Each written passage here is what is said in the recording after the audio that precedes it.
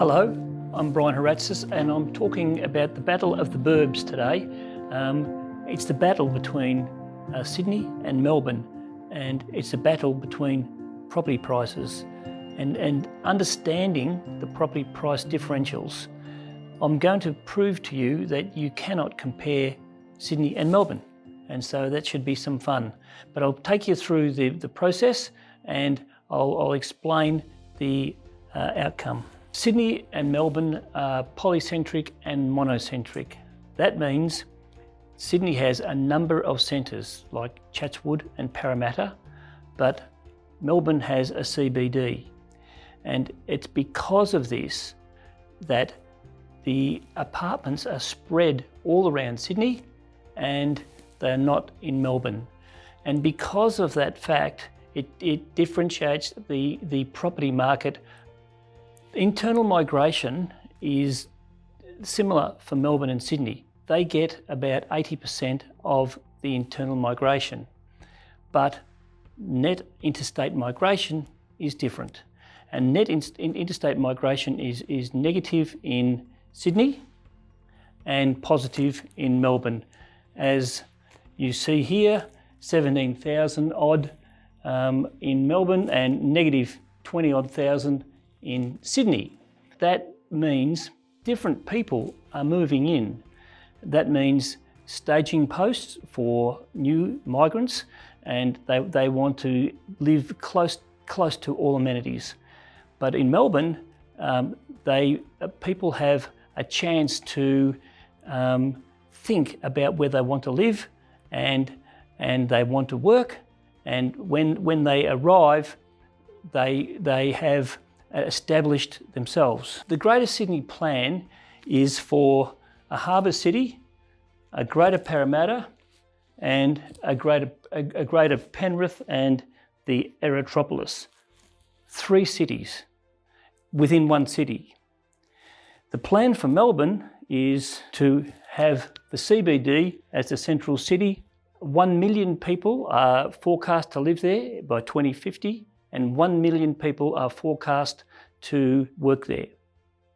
The structure of the cities is completely different, but the numbers sound the same. And so in Melbourne, 400,000 people are growing in the 0 to 10 kilometre ring, and 367,000 people between 2018 and 2031 are forecast to be in the middle ring.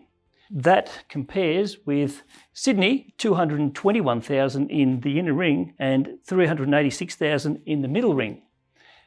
That structurally difference is 250,000 people in the core. That's what makes Melbourne different. In the next 10 to 15 years, Melbourne will bulk up amazingly. Co-working spaces are an indicator of where people want to live and where people want to work.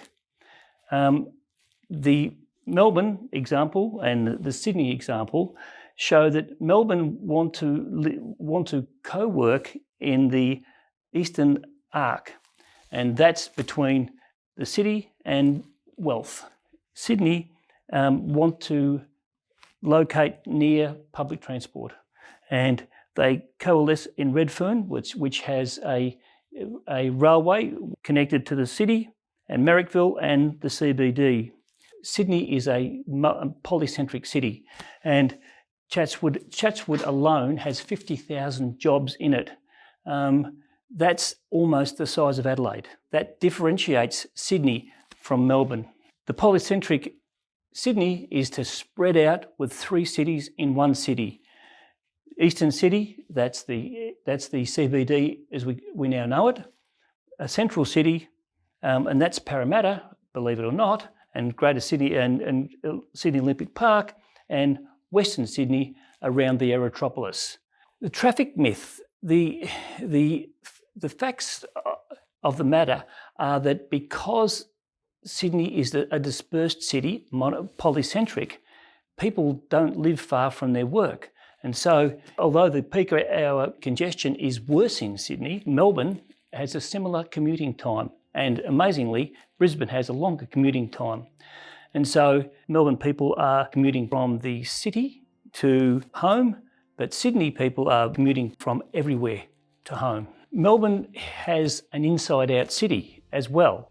In industry is on the fringes of the city, and that's as distinct from Sydney. And we have a look at the state industrial significant areas of Western Intermodal, the Beveridge Intermodal, and 2,500 hectares out here, and it's an inside-out city, and that's why it's different. Price comparison in terms of cities has a lot to answer for. Sydney has beaches, and it has a harbour, and it's fundamentally different. And so the comparisons can't be made directly. But you see, Sydney is 1.7 million, Melbourne is 1.261 million, and that's the highest quartile median inside 5 kilometres.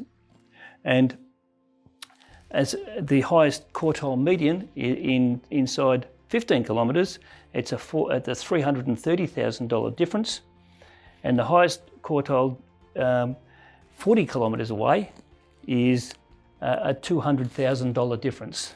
It's significantly different. That's because Melbourne has a competitive land market and a land release strategy. The Victorian Planning Authority actively releases land, and that isn't the case in Sydney. And so historically, between 10 and 12,000 lots have been produced in Sydney, and 20 to 25,000 lots have been produced in Melbourne. And so that's going to turn around. So the urban growth boundary in Melbourne, and Sydney doesn't have an urban growth boundary, will have a fundamental difference. The development is hitting the western growth boundary here and here. The northern growth boundary isn't been hit, but the southeastern growth boundaries are being hit. And so when that occurs, prices will increase dramatically. And I'm forecasting about 10 years before that occurs, that prices will ramp up. That's about 5 years away, so happy investing.